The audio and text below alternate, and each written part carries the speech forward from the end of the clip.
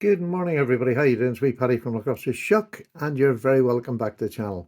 And this is the penultimate, probably one of this wee series I was doing, which is picking my favourite knives from different parts. I've done Europe, I've done the UK. I'm now going to do the USA, and this is my favourite slip joints from them areas. And then after this one, I've got one last one to do, which is going to be the rest of the world. Any ones that I haven't covered in this, and maybe a couple that I've missed out that I should have put in as some of my favourites. So we'll do this one now, and probably in a week or 2 weeks I'll do the other one. But this is quite rightly so, Uncle Sam. This is my dollar bill, and this is my favourite, some of my favourite UK made knives. And the real bevy of beauty here. The biggest part of my collection would be USA made knives. I probably get more USA knives than most people have, their own country. Um, but there's a reason. Some of these are just beautiful knives. And the older type knives. You'll probably see quite a lot of Barlows. I think there's about 5 Barlows in here. That's my favourite pattern, and I can get them, more readily in the US to satisfy my lust for Barlows. So I'm just going to get started. I'm not going to make this a long video. It's going to be quick. Tonight, myself and Justin have our podcast. Please come along and join in. We have Joe from Canada, the knife maker, the custom knife maker. That's his knives have just gone on sale here in the UK. So if you're interested in that, see how it's going, please join us tonight and join in asking him some questions, because he answers everything in detail, which is fantastic. So I'm going to get started. The first one is a Russell Barlow. And a lot of these are new to my collection, the last part of last year and the beginning of this. This is a Russell Barlow, which is sort of the arrow with the R in the centre of it. I just love these scales. They're just plastic, synthetic scales, but they just look beautiful with that orange colour. And it's a two-bladed one, and you'll see in there, this is a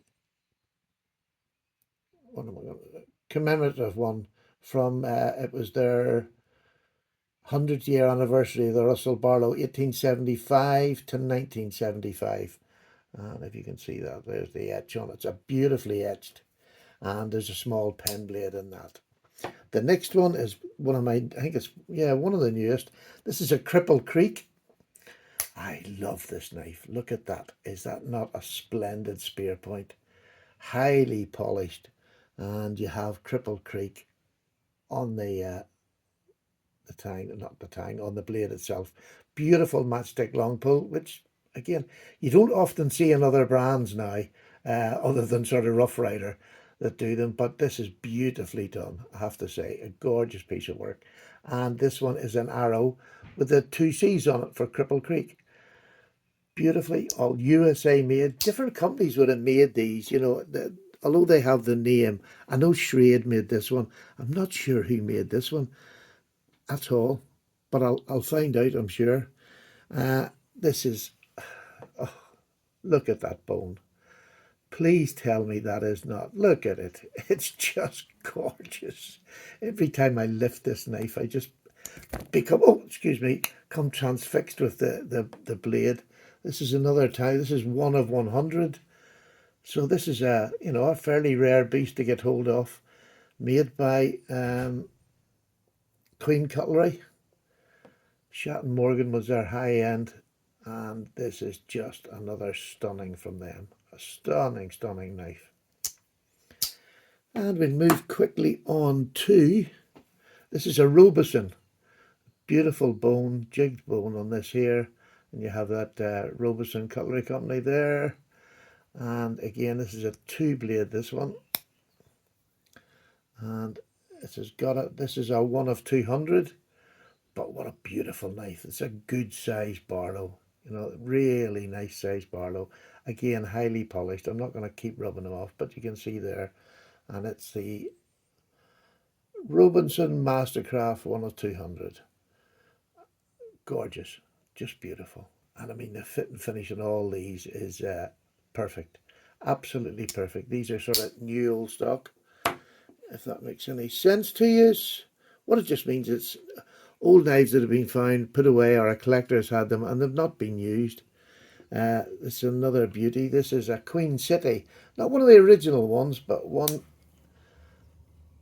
that was made probably by Queen themselves. There was a period before they closed. They done a run off the older Queen City. I love this knife. It has a good size pen blade on it as well. But a beautiful shaped knife, and the bone has been burnt and dyed beautifully again. That's one of the things with the older knives. A lot of their dyings, even their, like the Russell Barlow there, even on their plastic scales, they were able to dye them in a way that was really attractive, and I love it. Here's from one of my favorite companies, GEC, and this is the Acorn Barlow, which is the number 86. It's a big Barlow, beautifully made, beautiful, thick, or deep blade on this. I think it has a gorgeous clip, and not such an exaggerated swedge on it, but just beautifully made. And that bone is just natural bone. What they didn't do, they didn't shape it or anything. They just dyed it while it was and threw it on there. You can see the big ridges and hollows. It would remind you nearly of soup bone with that channel up the front there. But beautiful, beautiful knife. One of my favorites. And this one, I mean, these are all either stainless, I think that one is, or just your basic carbon blades. This one's in 440C from the Cyclops Works, where GEC used to make all their stainless steel blades. And this one is one of my, well, it's a real keeper, this one. This is a Tony Bowes. This is one of the ones that once a year he went into the factory and helped the top cutlers to make a pattern for him each year. I think it was for Blade Show, but I'm not 100% sure. I think this is from 2003. They were only made and sold there. This is an absolute beauty and one of the nicest spear points.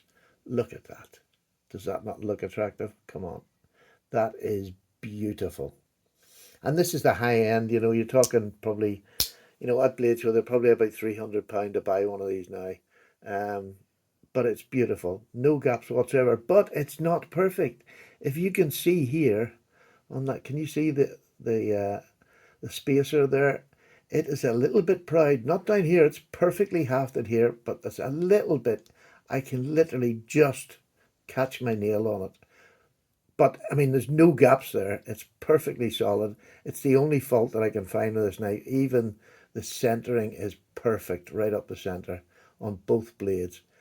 Beautiful. Other than that, again, that's, it's case. Sometimes it's perfect other than this, and it's got to be something. But it doesn't detract from that knife. It is a beautiful knife. And it's in ATS 34. So really, really nice blade steel. One of the older blade steels that people, don't use that much anymore, but not, beautiful steel nonetheless. And then we go down here to Northwoods. I can't remember, is this a Lincoln Jack or something like that? Can't remember. Cannot remember. But it's the same size, the 15 pattern, the boy's knife. It's got that easy open notch there. Beautiful. I mean, this was darker black, but it's been cleaned a couple of times, and the forge, the black forge, has come off it a bit.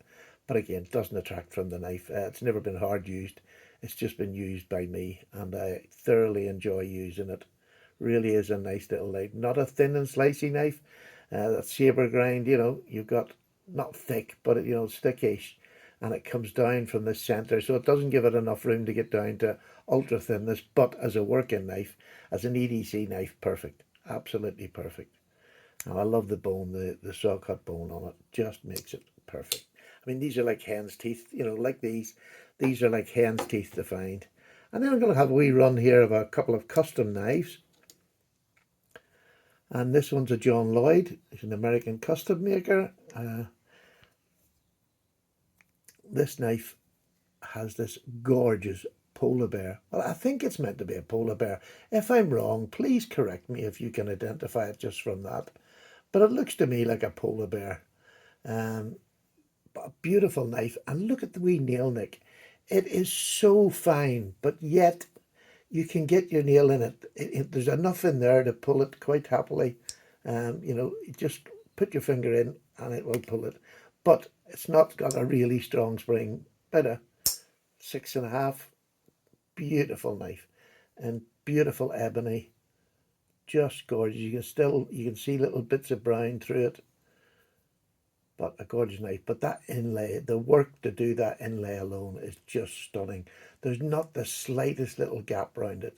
And again, custom makers, they can take the time to do that sort of thing and make it perfect. So I love that. And another one with a beautiful antlered deer.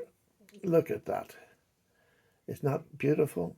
And this is ivory apparently, obviously sourced properly. But this knife is beautiful. This is a Dino from Dean Robertson. Again, another American custom maker. But come on, tell me you don't want to lick that. That is just absolutely stunning. And I bought this because I wanted to use it. It was one of those knives, you know, you look and you see it. It's got depth in the handle. It's got depth in the blade. It just feels so comfortable in hand. And with this last little bit here, my finger sits perfectly there. So a full 4-finger grip. I can't sneak up and maybe get it all on there, but to be honest with you, I'd spread my fingers out anyway, and it gives me that full 4-finger grip. But a beautiful blade shape for EDC. Absolutely stunning. Modified sheep's foot, whatever you want to call it. But it is a stunning blade. Hand rub satin, which has been done beautifully. Look at that, hand rub satin. So fine and beautifully done. And again, this is the thing where custom makers, they can make their mark on their hands, you know, the hand satin finishes. But I just think that is a stunning knife, and I've been using it and enjoying using it. And here was my sort of shock at how good this knife was. This is a little Buck Saunter. Pricey little bugger, mind you, but it's got S30V in it, Boss heat treatment. It is a tiny blade to handle ratio, but that's great because when you have a large hand, I can get all my hand on here. Just is enough. And a wee small 2.5-inch blade. Again, a super little EDC knife. Really super. In my Carta, carried and used regularly. The blades is just... you can actually tell the difference in a Boss heat treatment. It holds its fine edge for so much longer than, you know, with a normal S30V. But beautiful, I have to say. Really, really impressed with this. And, you know, it didn't take a while. I liked it straight away. But after using it, absolutely convinced that that is a super buy. And then one of my little favourites. This is you can take this anywhere as a posh knife, as any knife. It is so thin. It is just gorgeous. This was Tactile Turn's first entry into the knife market. They made pens. This one, look how thin that is. Look how thin that is. That's the back of the knife, yes. I mean, it just disappears on the front. Look at that. It just disappears. It is so sharp. It's in Magna Cut. I believe it's only about 61, which again is a little bit light, but not enough that I'm going to notice any difference. You know, it's completely stainless, basically. It's got good edge retention. It's a tough little knife. And a titanium handle. And if you can see, you'll not really see that. I'll bring the camera in a bit closer. You can see just like the pens. Oh, can you see? There you go. You can see up the top here. It's all the way down. There you are. You got a knife now. It's just like their pens. It's ridged all the way down perfectly. Just a lovely little knife. I really enjoy carrying this and using it.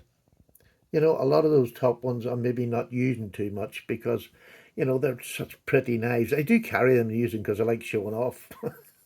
But this is just a great, oh, this is an EDC knife par excellence. It is beautiful. I love it. And actually, I'm going to leave it out, actually. I'm going to take my knife that I have in my pocket out, which is, oh, I had a wee case Copperlock. And I'm going to carry this today. That's going in my pocket today. So next is the Spyderco Little Native. And this is a knife that I didn't know I needed and didn't know I would love so much, but it came up for a really good price. And I bought it.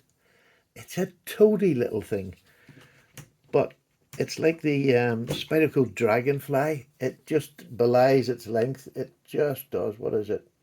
It is just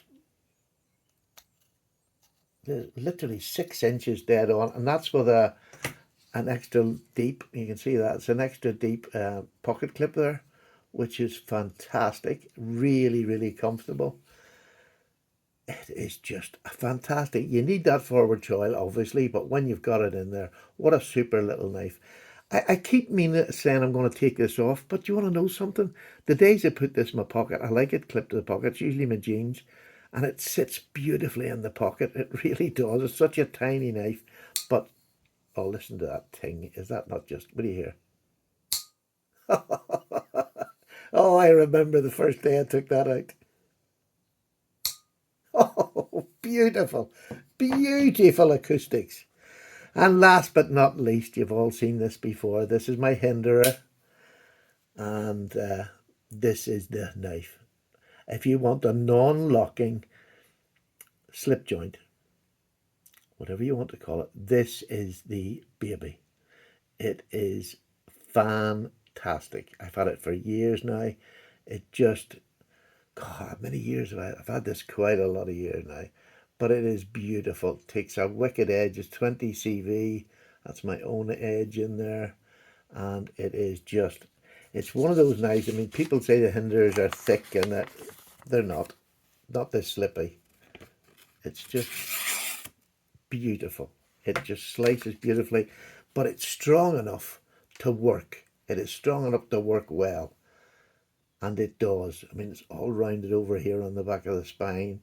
I love this pocket clip. I don't normally like a shallow carry, but this is just a fantastic pocket knife. This holds the knife in place. And again, it's not that hard to break it, but the nice thing with this knife is when you're holding it with your 4 fingers, and it gives me a full grip, a huge, like a proper big, full, deep grip. And this is the most comfortable forward finger choil that I have. It is super. It will do any job that you want. Absolutely love that knife. And there endeth the lesson on American, my favourites, some of my favourites, and I've got lots more than my favourites, but these are some of my really top favourites in the American collection that I have, and I adore them. I'm very prone to my Barlows, but there's some of the knives, especially this one, and I've really got to like that. You know, if you want just a work knife, that is hard to beat for my type of life. But I suppose I'm taking this out of my pocket again just to show you. This one's hard to beat as a little EDC knife because it can slip in anywhere. It is so small, so thin. There you go, folks. I hope you enjoyed that. I'll do the rest of the world and maybe some other highlighted ones that I didn't manage to fit into their country when I was doing it. Have a wonderful day. See you tonight for the podcast if you're coming along.